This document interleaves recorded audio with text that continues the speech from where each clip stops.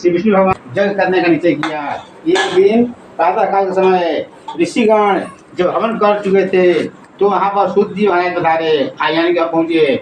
ऋषिगणों ने आदर पूर्वक आसन दे करके अनुरोध किया कि उनके सामने उनके आसन ग्रहण करने के बाद ऋषिगण बोले कि सूत जी, आपके मुख से हमने सुख देने वाली वेदों के सिद्धांतों को सुना है।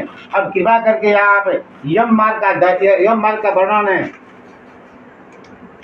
सुनाइए, जो अत्यंत ही भय देने वाला है, साथ ही संसार के लोग परलोक के दुखों के नाश करने का उपाय भी जानना चाहता हूँ। श्री सूत जी बोले कि हे ऋषिगणों, मैं आपको अति दुर्गम भय का मार्ग बताता हूँ, जो पुण्यात्मा प्राणियों के लिए सुखकारक है और पापियों के लिए अत्यंत ही दुखदायी है। ऐसा ही प्रश्न एक बार गुरु जी ने श्री विष्णु भगवान से पूछा था। भगवान जी ने उनको बताया था, वही मैं तुमको बतलाता हूँ। गरुड़ जी ने श्री विष्णु भगवान से पूछा था कि आपने मुझे भक्ति के अनेक मार्गों को सुनाया है, अब मैं दुर्गम भय मार्ग को जानना चाहता हूँ। इस मार्ग पर आपकी भक्ति से विमुक्त जीवों का गमन होता है। ये भगवान, आपका नाम जपना तो आसान है, क्योंकि नाम लेने वाली जीव जो है अपने अधीन है, फिर भी प्राणी जो है यम मार्ग से बचाने वाले अनेक आपके नाम को नहीं जपते और बार बार नरक की यातना भोगते हैं। ये भगवान, जम मार्ग में जाते हुए प्राणियों को जो दुख उठाना पड़ते हैं उस सबको कृपा करके बताइए। विष्णु भगवान बोले, हे गरुड़, सुनो, मैं तुमको यम मार्ग में पापी आत्माओं का जिस प्रकार से गमन होता है, यानी जाते हैं, वे ऐसा दुख उठाते हैं, वे किस नरक में जाते हैं, यह सब है सुनाता हूँ। जो प्राणी दया, धर्म और वर्णाश्रम का पालन नहीं करते, सदा पाप करते रहते हैं, दुष्ट आदमियों के साथ में रहते हैं, वेद पुराणों के अनुसरण नहीं चलते, जो अपने आप को माननीय समझ करके अकड़े रहते हैं, धनवान से मद में चूर रहते हैं, काम क्रोध लोभ आदि के कारण आसुरी प्रवृत्ति में पड़े, दैवी संपत्ति से दूर रहते हैं, पराई औरतों एवं पराई धन को काटना चाहते हैं, स्त्री पुत्र पौत्र आदि के मुँह में पड़े रहते हैं, जिन्हें भोग विलास के अतिरिक्त कुछ भी नहीं सूझता, ऐसे महापाप कर्म पापी को नरक में जाना पड़ता है।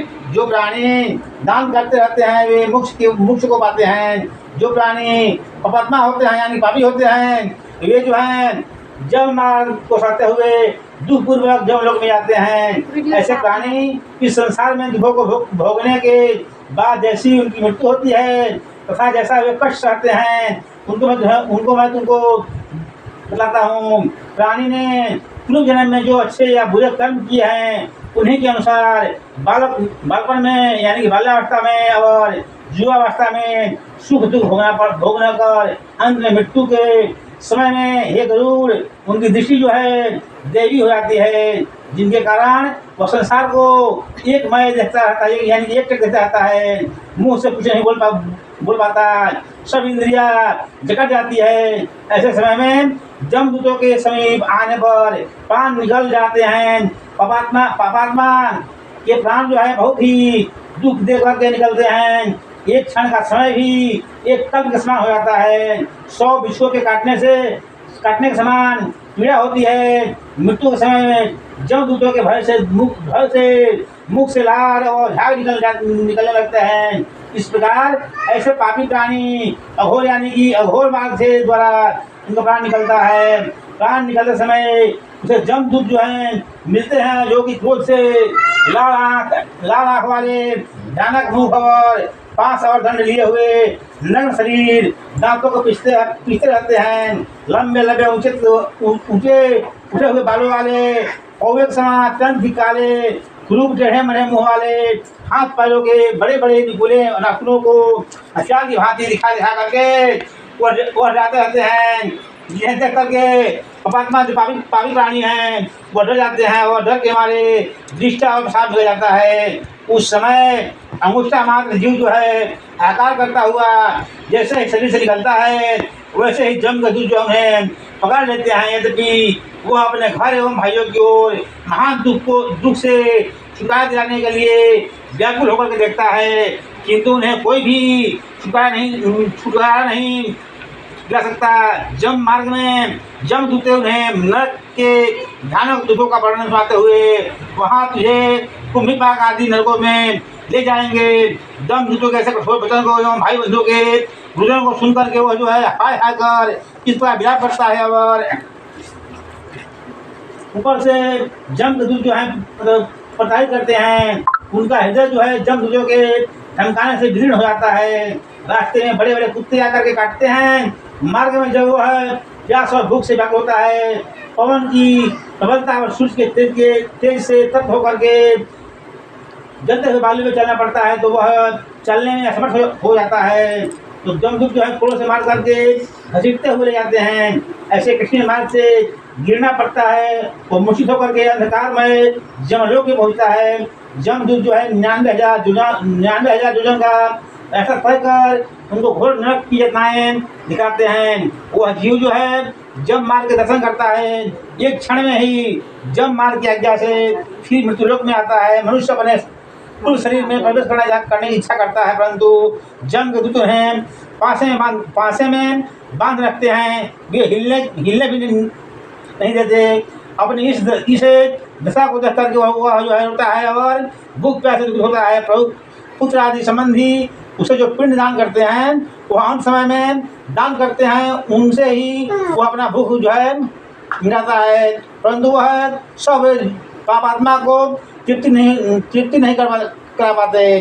अंत समय का दान जो है वर्ष भर के पिंड श्राद्ध जलांजलि आदि कुछ भी पापात्मा जीवों को तृप्त नहीं कर सकता। इसलिए ये गरुड़ ये पापी जो है पिंडदान आदि पाकर के भी भूख से व्याकुल होकर जम लोग को चले जाते हैं। जिनका पिंडदान नहीं होता वे निर्जन भर में कल भर प्रेत योनि में रह करके दुख पूर्वक भ्रमण करते हैं, यानी कि घूमते रहते हैं। पापी जीवों को जम यातना का पूर्णता भोग किए बिना मनुष्य जम नहीं मिलता। इसलिए पुत्र को 10 दिन तक प्रतिदिन पिंडदान करना चाहिए। पिंड के प्रतिदिन 4 भाग होते हैं। उनमें से 2 भाग पंचभूतों के लिए होते हैं, तीसरा भाग जो है जमदूतों का होता है और चौथा भाग जो है वह जो है प्रेत को प्राप्त होता है। इस प्रकार 9 दिन तक पिंडदान जो है प्रेत को खाने को मिलता है। प्रेत का शरीर जो है 10वें दिन के पिंड से जो है उत्पन्न होता है। तब उसको चलने की शक्ति होती है। ये पक्षी श्रेष्ठ पूर्व शरीर के जन्म हो जाने पर पुत्र के द्वारा दिए हुए पिंडों से उन जीव को देह मिलती है। यह शरीर हाथ भर का होता है। उसी के द्वारा वह जीव जम लोक के शुभ अशुभ फल को भोगता है। प्रथम दिन के पिंड से शरीर का सिर और मस्तक तैयार होता है। दूसरे दिन के पिंड से कंधे, तीसरे दिन के पिंड से हृदय, चौथे दिन के पिंड से पीठ जो है तैयार होता है। 5वें दिन के पिंड से नाभि, 6ठे दिन के पिंड से कमर एवं कमर के नीचे का भाग हाथ पैर जो है वो तैयार होता है। 8वें दिन के पिंड से जानो, 9वें दिन के पिंड से पाँव तथा 10वें दिन के पिंड से देह में क्षुधा यानी भूख और प्यास उत्पन्न होती है। भूख प्यास से पीड़ित प्रेत जो है पिंड के उत्पन्न शरीर का आश्रय लेकर के 11वें एवं 12वें दिन के पिंडों को भोगता है। इसके बाद में 13वें दिन जमदूतों के द्वारा जम के मार्ग से जम लोग को जाता है। ये गरुड़ जम मार्ग जो है बैतरणी नदी को छोड़ करके 86,000 योजन का है। जीव जो है जमदूतों के साथ में प्रतिदिन 247 योजन चल करके 47 दिन में जम लोग पहुँचता है। मार्ग में उसे सोमपुर, सौरीपुर, नागेंद्र भवन, गंधर्व, शैलाग्राम, कोचपुर, विचित्रनगर, भवन, टूरपुर, बृहस्पद, सुखद, नानाकंदपुर, सुप्तत भवन, रौद्रनगर, प्रजोभरण, सीतागढ़ और बहुभिति नामक 16 पुरियों को पार करना पड़ता है। जम के पास में बांधा हुआ मार्ग में रोता हुआ वह पापी जीव जो है अपने घर को छोड़ करके जम लोक में चला जाता है। गुरु महाराज की जय। आप लोग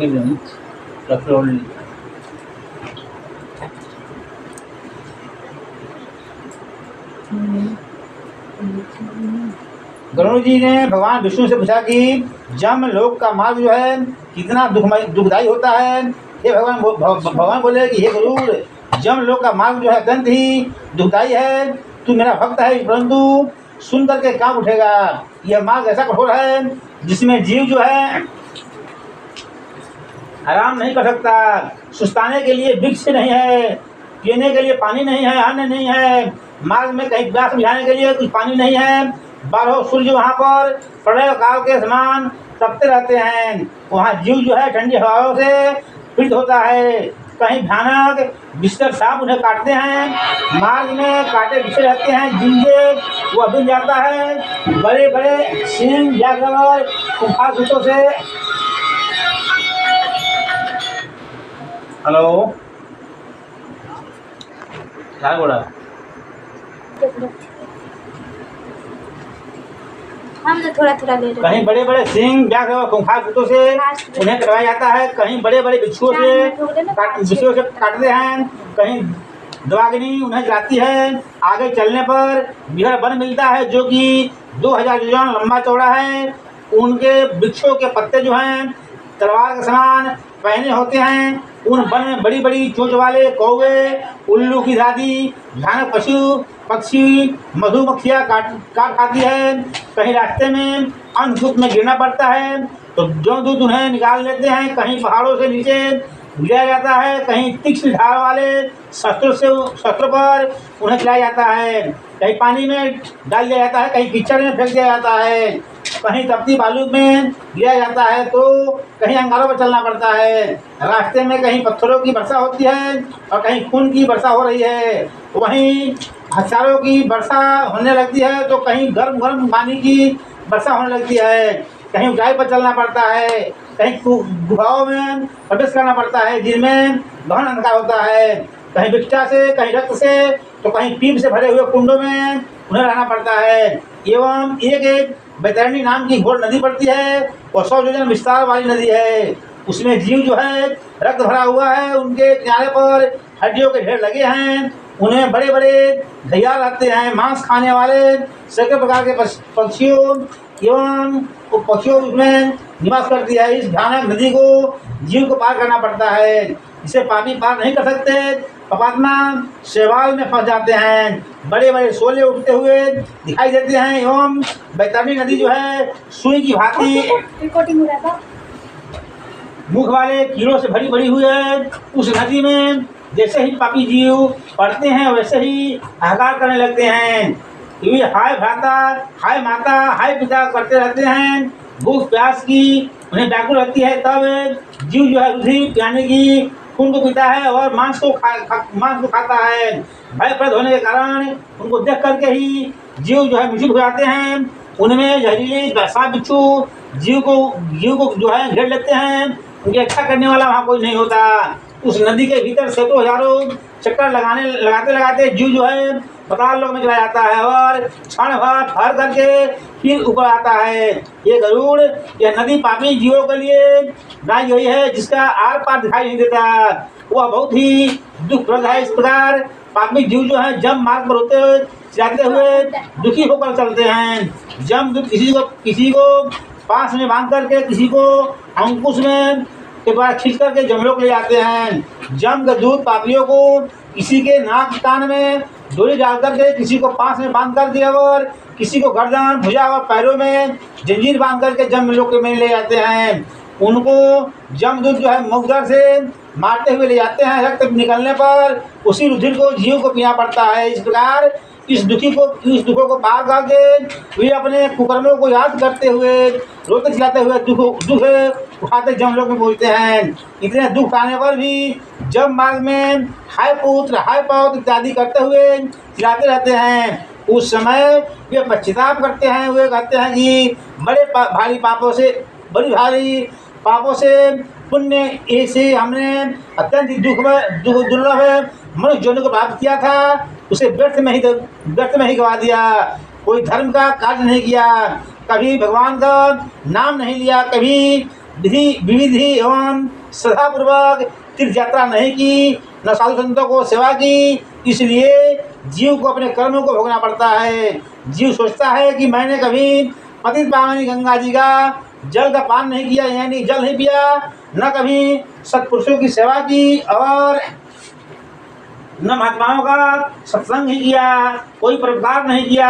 हे देहाभिमानी, अपने कर्मों को फल को भोग रहा हूँ। जैसे मनुष्यों और पशु पक्षियों के लिए कोई खूब यानी की तालाब नहीं खुदवाया, ब्राह्मणों गौ की जीविका के लिए कोई साधन नहीं बनाए। इसलिए हे दहीन, अपने बुरे कर्मों का भोग भोगो। वेद शास्त्रों को न सुनी, न नमन किया, कभी पुराणों को नहीं सुना और न रामायण या महाभारत को सुना।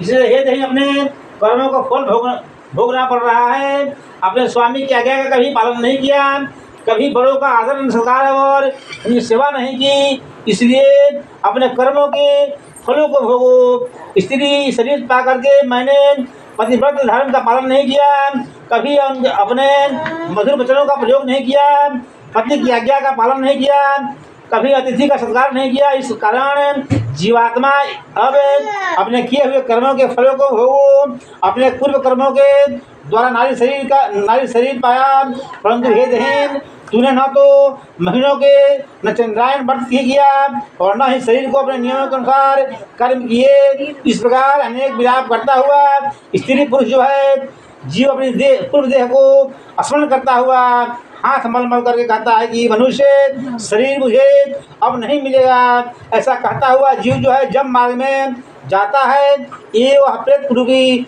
जीव 17 दिन तक वायु के समान चलता है और 18वें दिन सौम्यपुर नामक नगर में पहुंचता है। वहां पर बहुत से प्रेत रहते हैं। वहां पुष्प भद्रा नदी है, पूर्व दर्शन न्यून ग्रंथों वहाँ का राजा है।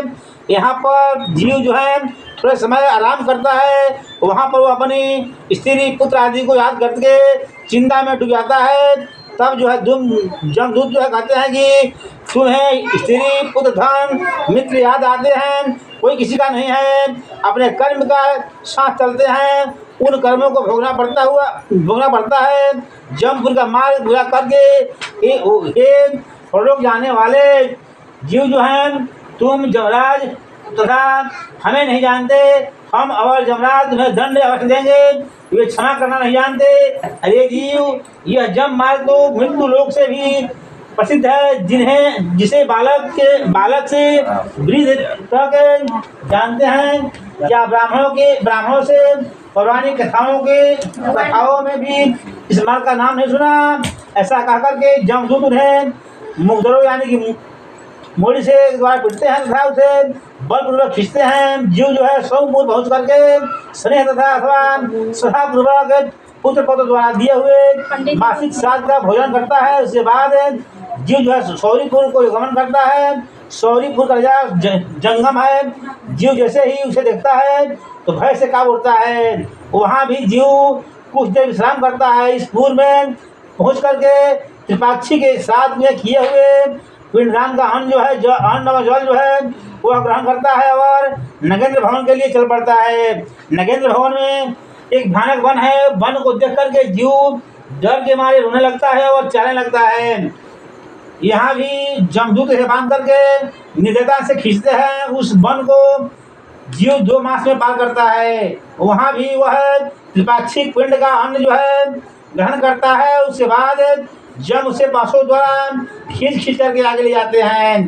तीसरे महीने वह जीव जो है गंधर्वपुर में पहुँचता है और वहाँ त्रैमासिक पिंड से काम चलाना पड़ता है। वहाँ के कच्छ भोग करके चौथे महीने वह जीव जो है सैलागमपुर पहुँचता है।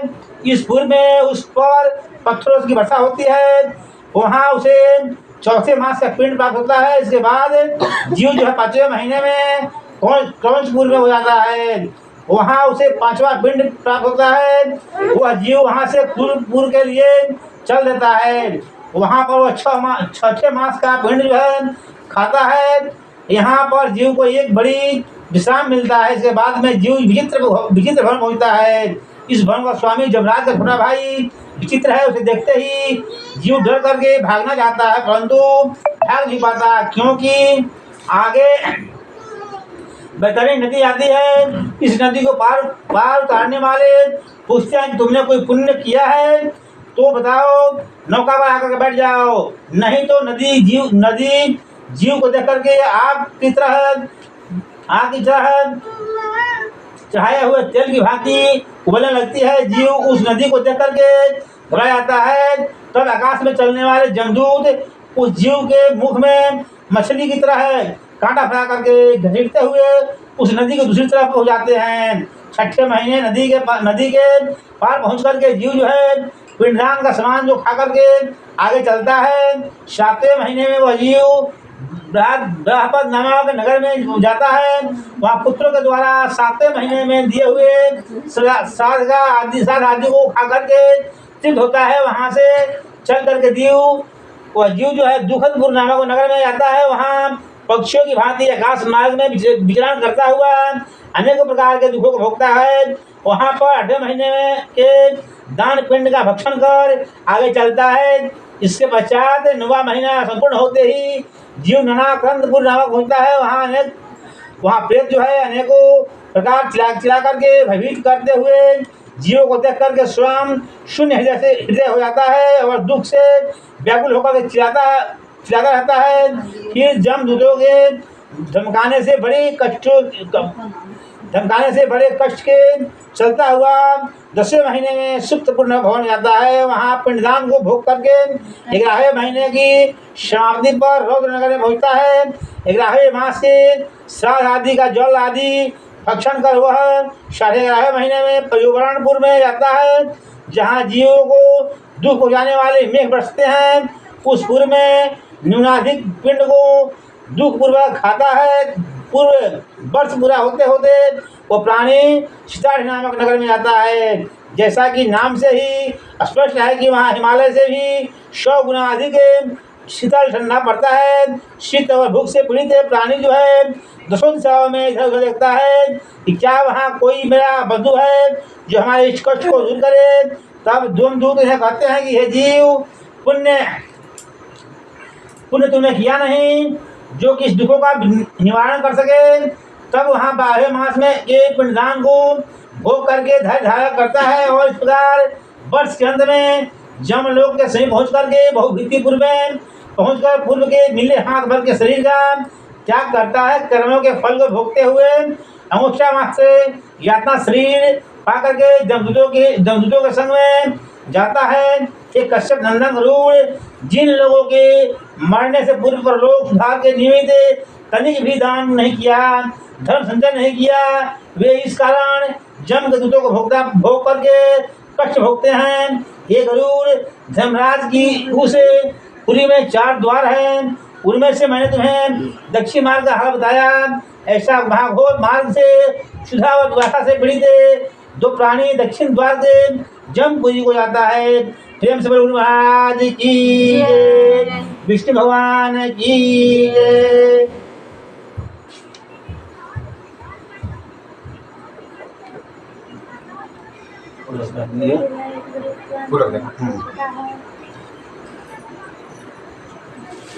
सभी जन यहाँ पे ठीक रखते हैं।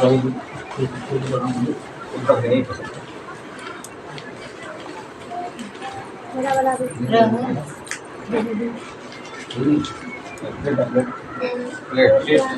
वही खाली देना। हाँ क्या आरती होगा? आरती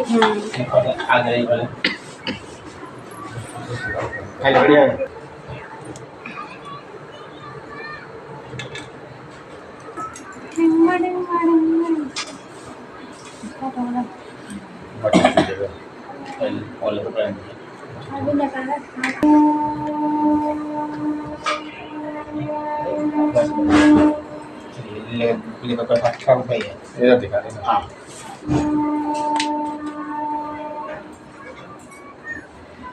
कर्पूरगौरं करुणावतारं संसारसारं भुजगेन्द्रहारं सदा वसन्तं हृदयारविन्दे भवं भवानी सहितं नमामि। त्वमेव माता च पिता त्वमेव बन्धुः च सखा त्वमेव विद्या त्वमेव सर्वं मम देव त्वमेव सर्वं मम देव। विष्णु भगवान की जय, गरुड़ जी महाराज की जय।